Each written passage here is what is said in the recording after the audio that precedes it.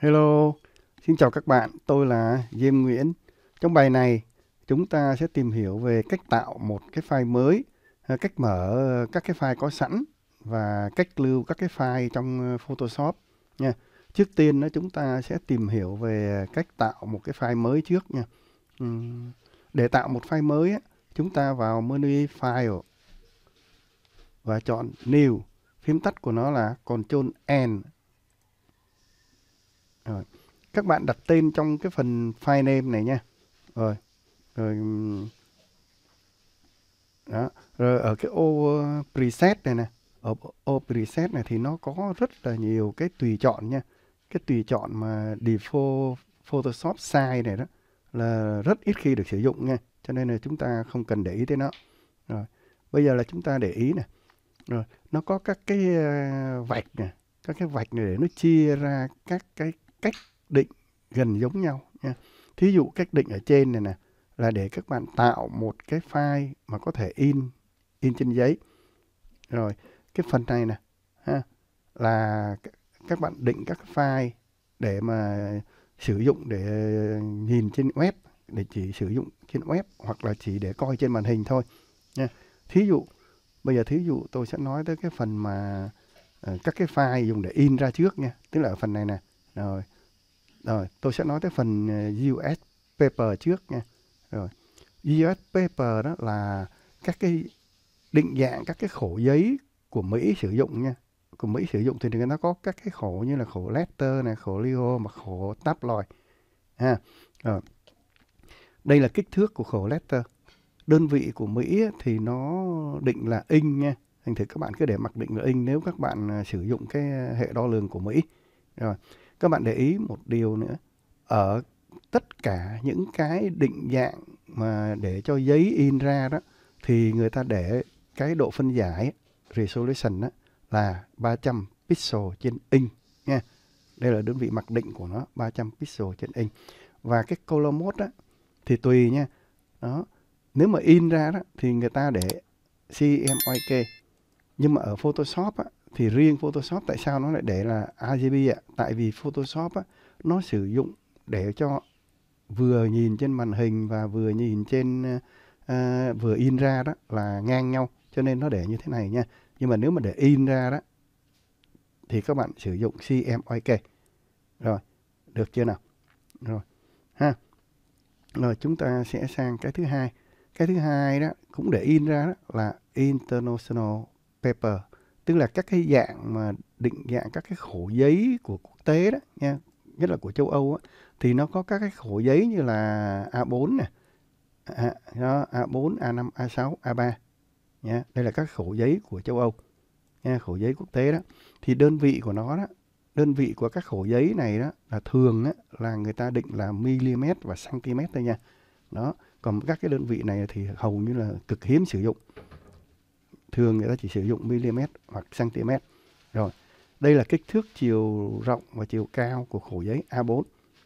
Độ phân giải cũng là 300 pixel trên inch và hệ màu là CMYK nếu các bạn để in ra nha. Rồi chúng ta sẽ sang một cái tùy chọn nữa, đó là photo. Rồi, đây là các cái kích thước giấy của photo. Thí dụ các bạn coi size nè, size thì nó có thí dụ như là khổ landscape, tức là khổ phong cảnh là 24 này, 46 này, 57, 8, 10. Đây là cái khổ nha, cái khổ giấy của cái phong cảnh landscape, và đây là khổ giấy của chân dung nha. Các bạn chọn một cái tùy các bạn nha. Thì kích thước nó ở đây. Thì kích thước của cái này đó, nếu mà in ra hình á, thường á, nếu mà các bạn ở Mỹ hay ở các nước mà thuộc về sử dụng cái hệ đo lường của Mỹ thì các bạn để inch cũng được. Nhưng mà thường á, ở nhiều nước người ta sử dụng cm nha, hoặc mm nha. Thường người ta sử dụng cm. Được chưa nào? Độ phân giải để in ra thì cũng vẫn là 300 pixel trên inch và hệ màu vẫn là CMYK. Được chưa nào? Ok. Tôi sẽ nói tới cái phần phía dưới này. Phần phía dưới này là để cho hiển thị trên màn hình, nhìn trên màn hình thôi. Thì nó có là web. Rồi, web á, thì nó có ở size thì nó có các cái kích thước chuẩn của các cái website nha, kích thước chuẩn của các website. nó ở đây nha. Đó, thì để hiển thị trên màn hình thì đơn vị của nó người ta dùng là pixel nha. Đây là pixel, là đơn vị để hiển thị trên màn hình. Rồi, để hiển thị trên màn hình thì độ phân giải người ta chỉ cần có 72 thôi nha, không có cần cao hơn. Cao hơn nữa là người ta load lên á, khi mà nó load lên trên web á, rất là nặng nha. Và hiển thị trên màn hình thì người ta dùng là cái hệ màu là RGB 8 bit nha, được chưa nào? Đó, tôi sẽ sang cái phần thứ hai nha. Phần thứ hai là phần mobile và device. Đó, kích thước nha. Kích thước thì đây là các cái kích thước của các cái thiết bị di động. Kích thước mà đo bằng pixel của các thiết bị di động ha. Thí dụ đây kích thước này. Đây, đơn vị tính của nó cũng là pixel nha.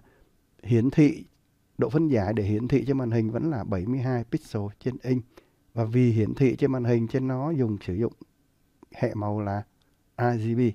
Rồi, cái cuối cùng đó là cho phim hoặc là cho video thì ở đây nó có các cái hệ màu ha. Thì chúng ta không cần quan tâm cái này, hầu như là rất ít sử dụng cái này. Được chưa nào? Đó, các bạn lưu ý nha. Để hiện trên màn hình, coi trên màn hình thì nó độ phân giải màn hình vẫn là 72 và hệ màu là RGB. Được chưa nào? Rồi, thí dụ nha. Thí dụ bây giờ là tôi chọn cái khổ giấy đi ha. Tôi chọn cái khổ giấy A4 là khổ giấy thông dụng ha.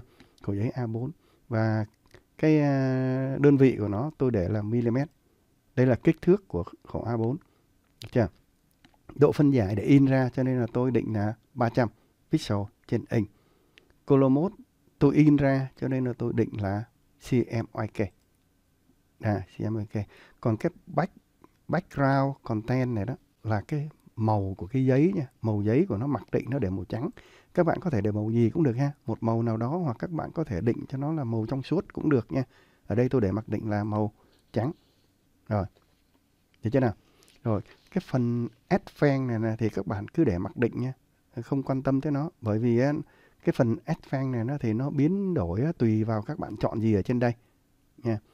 Còn lưu ý một điều nữa là cái bit màu là các bạn để tiêu chuẩn cho nó là 8 bit thôi nha. Đây nó có 16 bit và 32 bit. Nhưng mà để 8 bit là đủ rồi nha. Các bạn để 16 bit á, để file nó rất là lớn nha, dung lượng nó rất là lớn.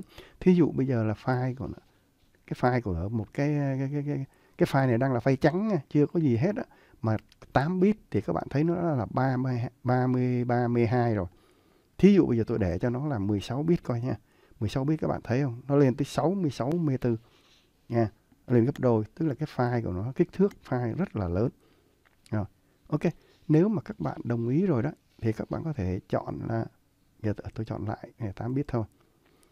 Thì nếu mà các bạn muốn tạo file mới như thế này thì các bạn nhấp chọn ok. Các bạn sẽ có một file mới. Rồi. Nhưng mà bây giờ là thí dụ là cái cách cài đặt cho cái file mới này đó là các bạn rất thường sử dụng. Cho nên rất thường sử dụng cái file, cái dạng như thế này ha. Thì các bạn có thể lưu nó lại thành một cái preset. Để làm gì ạ? Để lần sau các bạn mở ra đó, các bạn không phải mất công định lại những cái thông số như thế này nữa nha. Nếu muốn như vậy đó, thì các bạn có thể chọn nó thành save nó thành một cái preset. Thí dụ tôi save nó thành cái preset nha. Rồi, nhấp save preset thì nó sẽ cho mình đặt cái tên của cái preset tên là gì. Thí dụ thì tôi đặt tên nó là A4 đi. Tại vì cái này là của khổ A4 đúng không? A4. Rồi cái hệ màu đi, hệ màu là hệ màu là CMYK đúng không ạ? CMYK. Rồi, đây là cái preset tôi chọn nha. Rồi, có lại đây đúng không này, CMYK này ha, đó. Chọn lại nha. Rồi A4.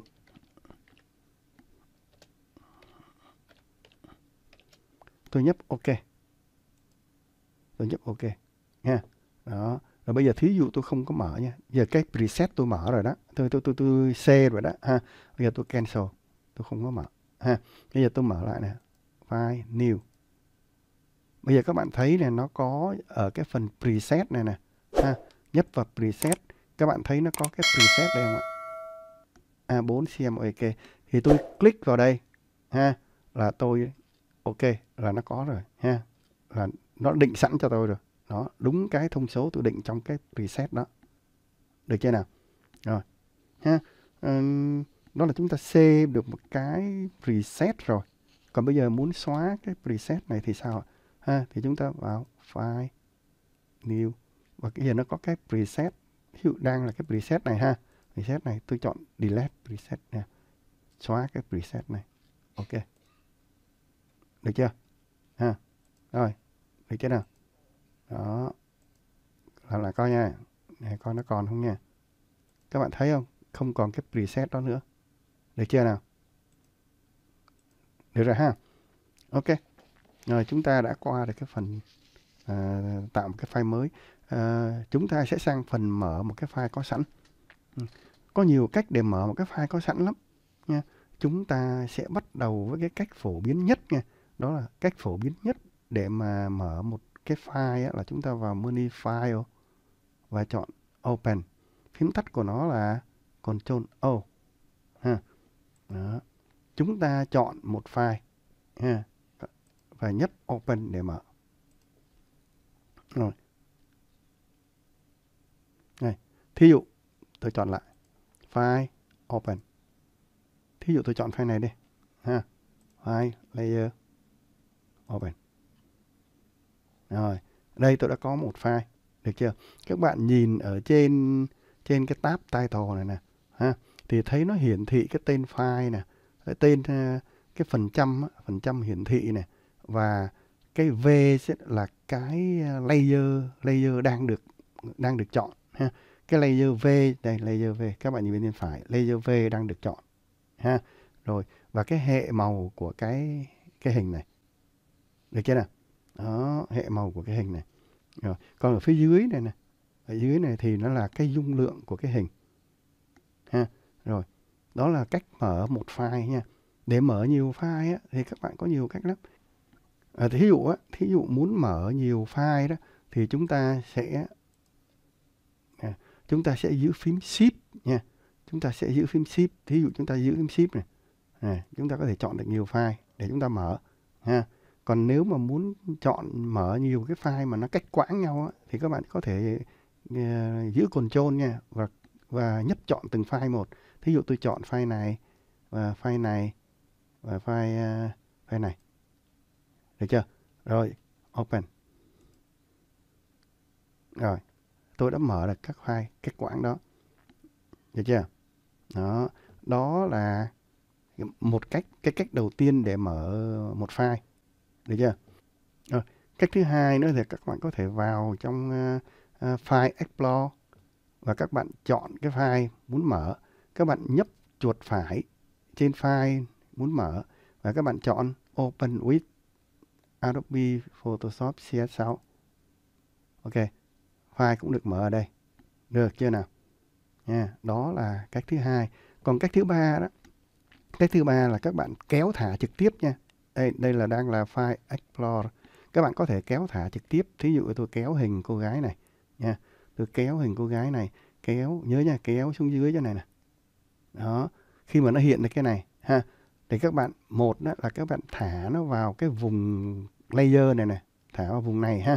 Hai nữa là các bạn thả vào cái vùng này nha. Đó, không được thả vào vùng này nha. Các bạn thả vào vùng này. Rồi, buông ra. Rồi, các bạn thấy không ạ? Đó, chúng ta đã có file này. Ok, được chưa? Rồi. Bây giờ lưu ý này, tại sao tôi nói không được thả vào đây nha, mà lại thả vào đây nha. Thí dụ bây giờ các bạn đang ở cái file này đi ha, đang ở cái file thiếu nữ này, mà bây giờ tôi chọn một cái file. Thí dụ tôi chọn file này đi ha, và tôi kéo nó vào đây.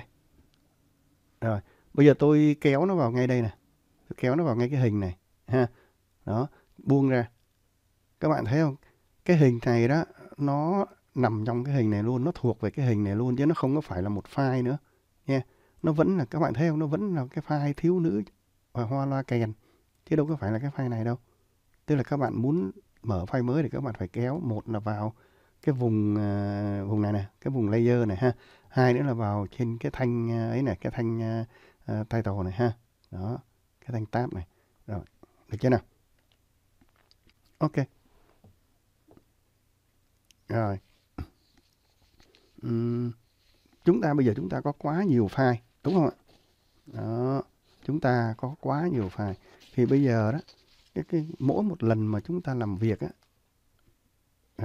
chúng ta click muốn làm việc với file nào á, thì chúng ta click vào cái file đó. Thì lúc này đó chúng ta chỉ có nhìn thấy cái file đó thôi, đúng không? Đây tôi chỉ nhìn từng file một, tôi chỉ thấy từng file một thôi. Click vào cái title tab này, được chưa? Tôi chỉ thấy từng file một thôi. Đó. Nhưng muốn nhìn thấy nhiều file thì làm cách nào nha? Bởi vì nhiều khi chúng ta muốn có thể kéo thả qua các file với nhau, thì nhìn thấy nhiều file thì chúng ta sẽ làm bằng cách là vào Windows, Arranger, và thí dụ chúng ta muốn nhìn 2 file thôi ha, 2 file theo cái chiều ngang, theo chiều ngang, 2 file theo chiều ngang, được chưa nào?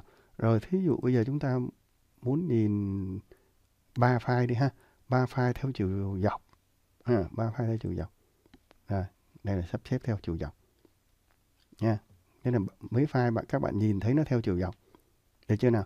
Thí dụ các bạn muốn nhìn thấy 4 file, màn hình nó chia 4 file 4 ha, để cho các bạn nhìn, thì các bạn có thể chọn là 4 hoặc 6 nha. Tại vì chúng ta có nhiều hơn 4 nó mới có cái 6 này nha. Chứ mà nếu có 4 nữa thôi thì nó chỉ có 4 thôi nha. Rồi, bây giờ là các bạn 4 up, các bạn thấy nó chia ra. Đó. Thì làm việc với cái file nào thì các bạn nhấp cái file đó. Thí dụ cái file này đang là được chọn ha. Tôi chọn file này thì tôi lại làm chọn với cái file baby này. Chúng ta cũng có thể kéo nó ra ngoài ha. Đó. Kéo cái file này ra ngoài để chúng ta làm việc và chúng ta vẫn thấy file này. Đó. Bây giờ nếu mà chúng ta muốn nó trở về mặc định thì sao nào?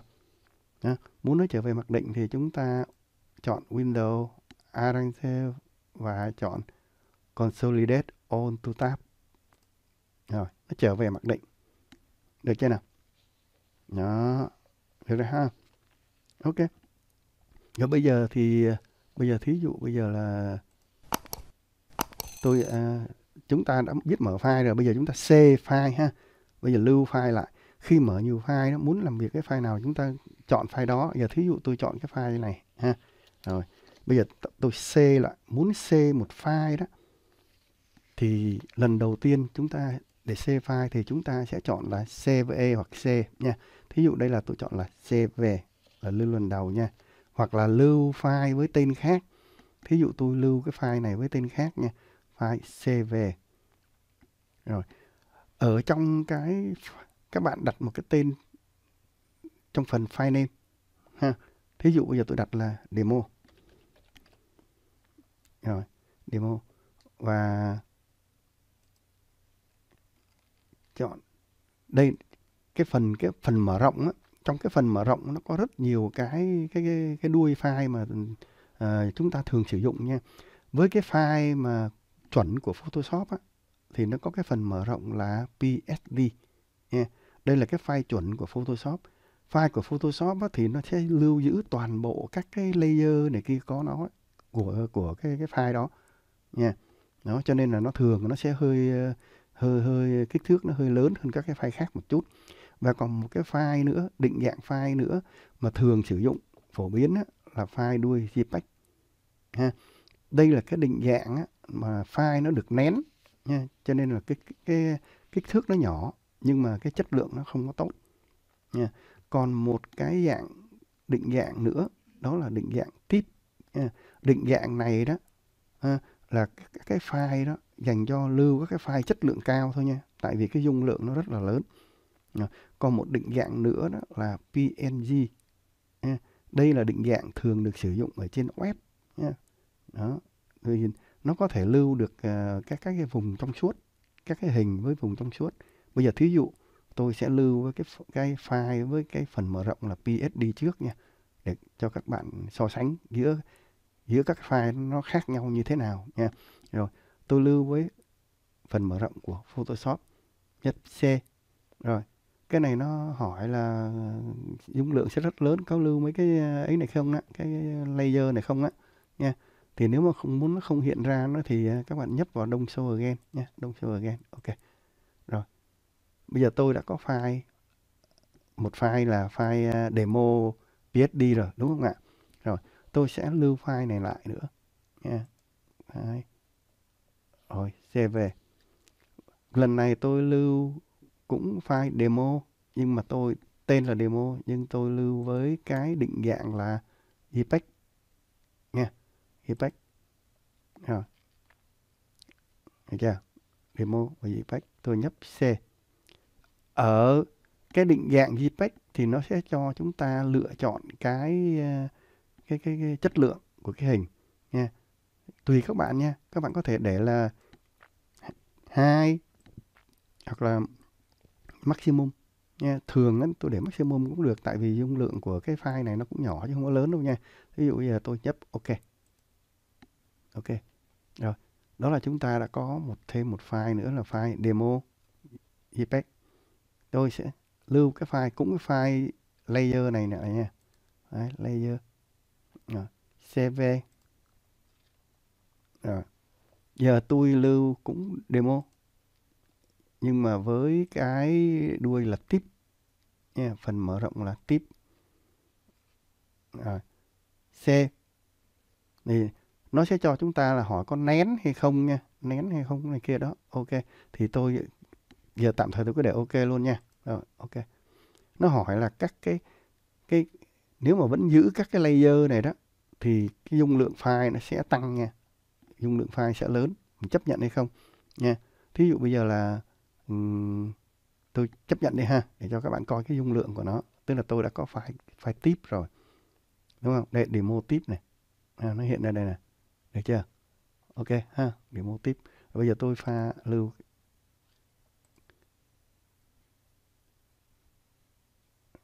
Rồi, đây là file tip. Tôi mở lại cái file ấy đi, mở lại cái file